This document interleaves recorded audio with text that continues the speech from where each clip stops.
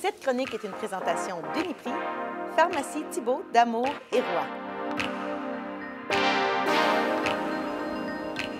Aujourd'hui, on va vous parler de soins apportés à nos nourrissons. Puis regardez à quel point je suis bien accompagnée. J'ai Éloi et sa maman avec moi. Alors bonjour Catherine. Allô Nancy. Ça va bien? Oui, ça va super bien, toi aussi? Oui, ça va bien, merci. Alors, je suis avec Catherine Thibault, qui est pharmacienne, propriétaire affiliée au Uniprix Sainte-Marie. Alors, c'est le Uniprix Thibault d'Amour et Roi. Et aujourd'hui, on parle de soins à apporter à nos petits. Absolument. Donc, c'est ça, je me suis inspirée de mon petit bébé neuf. De quel âge, Éloi? Il y a 5 semaines. Oh, wow. Ouais. Bravo. Un bébé de l'année, 1er janvier. 1er janvier? Oui, ah oui! Absolument. C'est bon. Fait que sa première apparition télé. et non sa dernière, on le souhaite. Fait que toi, tu vas nous parler de érythème fessier. Qu'est-ce que c'est exactement quand on parle d'érythème? En fait, c'est un problème très commun chez nos tout-petits. C'est une réaction d'irritation de la peau, souvent en fait causée par la couche. Le fait que ça soit un milieu un peu occlusif, ça favorise la macération, l'humidité. Oui. Ça peut créer des problèmes d'irritation. En fait, le contact aussi de l'urine et des selles. Et puis, donc, c'est ça. Fait que ça va créer de la rougeur, principalement délimitée à la couche. Donc, on parle des fesses, ça peut être les aines, ça peut être le bas du dos, le bas du ventre, ça peut être les organes génitaux aussi. Qu'est-ce qu'on peut faire pour prévenir ça? Oui, c'est ça. En fait, souvent, ce qu'on va recommander, c'est de changer les couches assez fréquemment. Donc, tout de suite après une selle ou aux 2 à 3 heures, idéalement. Si on peut faire des temps sans la couche, là, laisser le bébé les fesses à l'air, c'est des choses qui vont l'aider. Idéalement, si on peut éviter les serviettes commerciales là, pour nettoyer les fesses, privilégier plutôt là, une débarbouillette avec de l'eau pour nettoyer. Puis on n'est pas obligé Non, mais c'est ça. Puis on n'est pas obligé de nettoyer entre chaque changement de couche. C'est juste un petit pipi.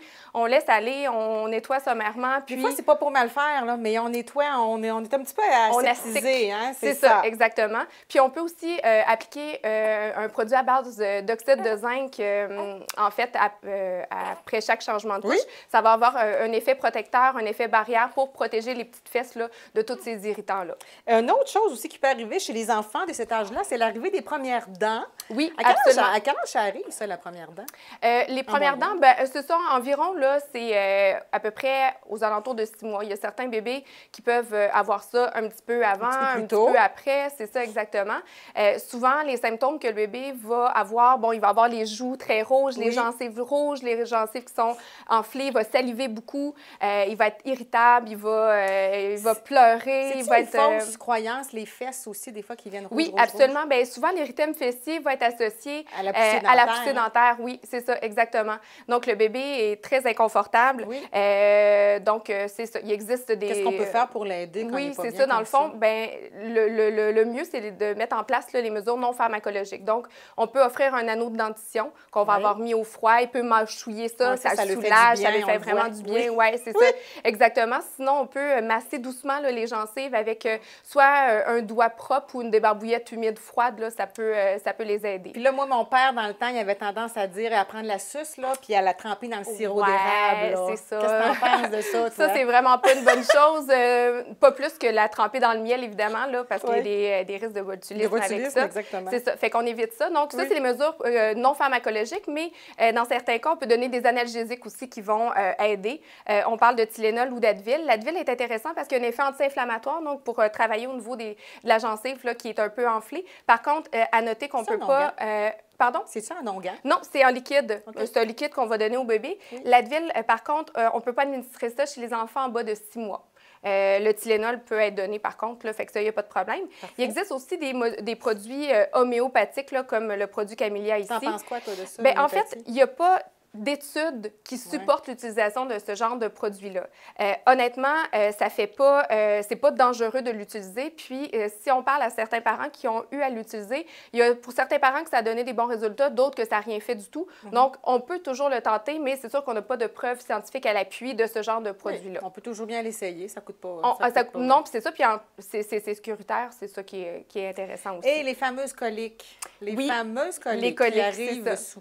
Des fois, il y a comme une moyenne qui dit que ça peut arriver un peu tôt après le repas, vers 18 heures. Souvent en soirée, c'est ça. Dans le fond, des coliques, là, c'est vraiment des pleurs hyper intenses, des pleurs soutenues. L'enfant est inconsolable, mais c'est des pleurs excessifs.